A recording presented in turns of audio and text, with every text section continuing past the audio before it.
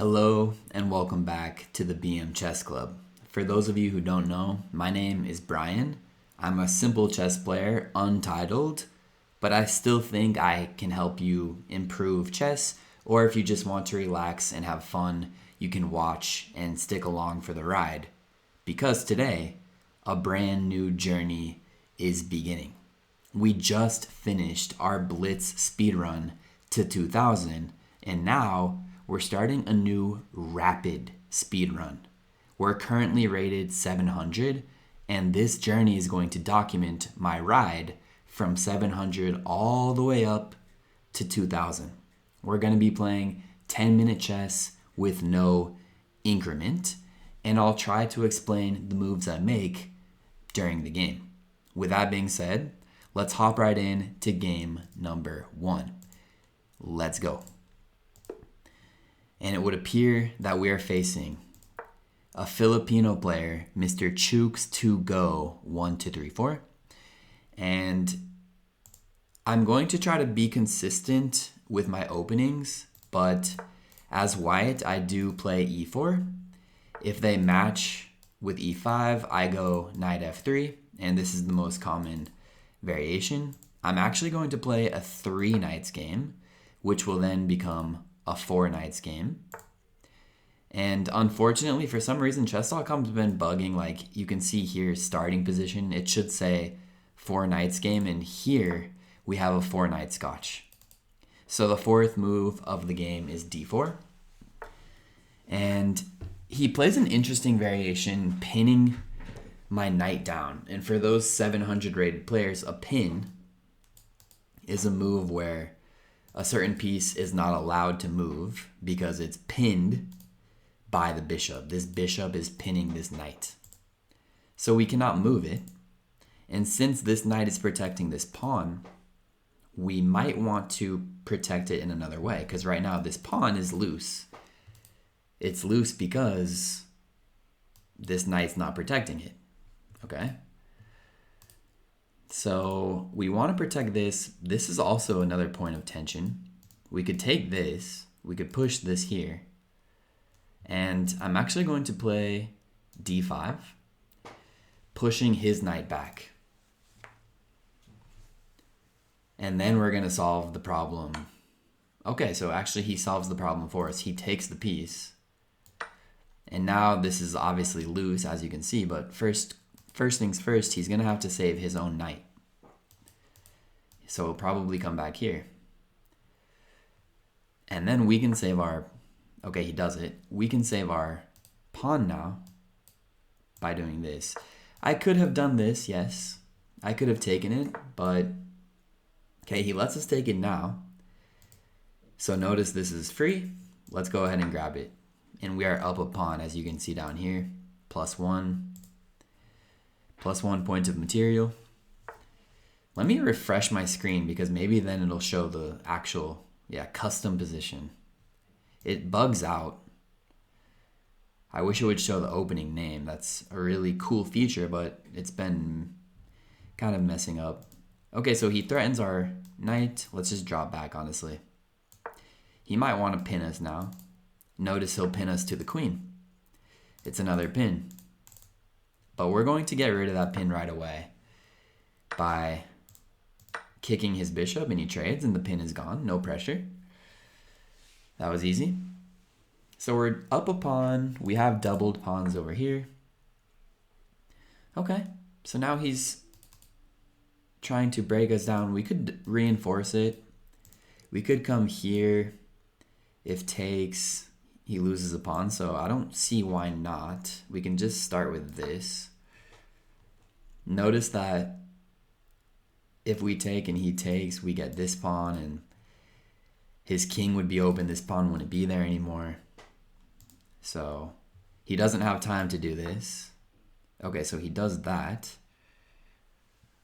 So now this is pinned. Remember, pins are everywhere in chess. We could castle. We could reinforce. This is kind of an annoying move too. That's kind of an annoying move too. Something that, what do I want to do actually? I'm trying to think. So if he comes here, that's very annoying. But we could always just slide out of the way. It's not really too bad, honestly. So why don't we go ahead and castle? If he comes here, we can always just slide out right here, which would then line our queen up. Okay, he does that, which is interesting.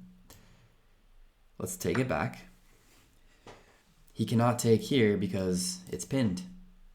The concept of pins. And this is protected anyway. Okay, so now he does blunder his knight. So of course we're going to take it. He was maybe trying to add another attacker here. One attacker, two attacker. But his queen here was of course protecting. So now we can just take the...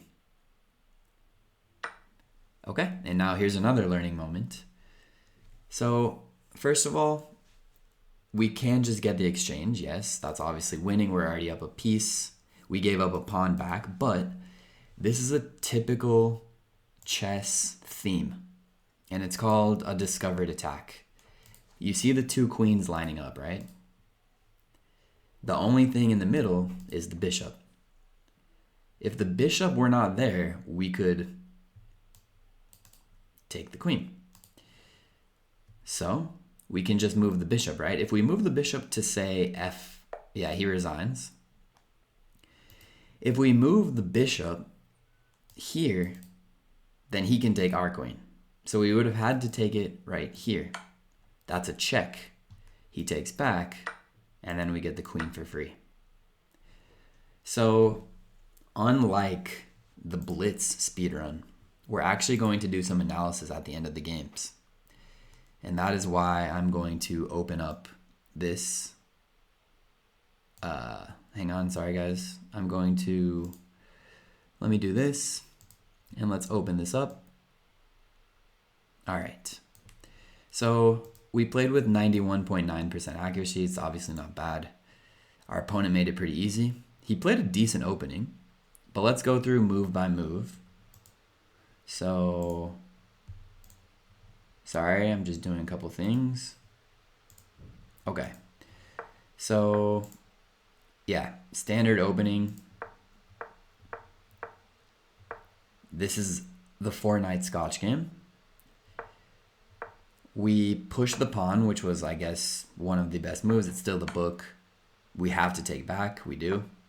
He drops his knight back. And here we could have taken this pawn right away. But I made a mistake of protecting this. Apparently the best move is just this and this. And then I could have come here. Then this was falling either way, so that's good to know. It's still only a tiny advantage, but still good to know. We do this, giving away slight advantage. He castles, which isn't good because he could have protected this pawn. He probably should have played this, I'm thinking. Yeah, that's best. He castles. We grab it.